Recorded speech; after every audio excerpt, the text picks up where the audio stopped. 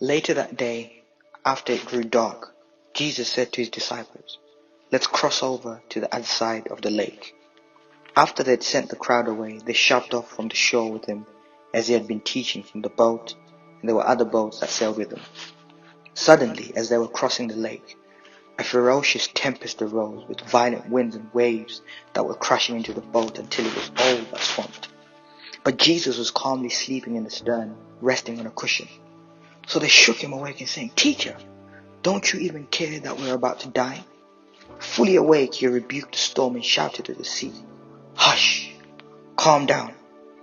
All at once the wind stopped howling and the water became perfectly calm. Then he turned to his disciples and said to them, "Why are you so afraid? Haven't you learned to trust yet?"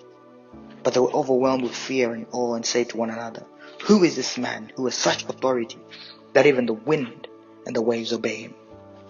See, when I was reading that, I realized something. It says after it was dark. So Christ knew that this was going to happen because Christ knows everything. But yet he still allowed the situation to take place when it was dark, in the midst of darkness, in the midst of a storm. And the thing that he was trying to teach the disciples here is not necessarily that there wouldn't be a storm, but you have to trust in what he said. And he said, "Let's go to the other side." And even in the midst of that storm, he was sleeping because he knew that they were going to get to the other side.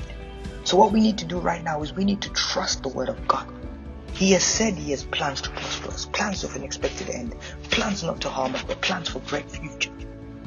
So we need to trust that we're going to get to the other side.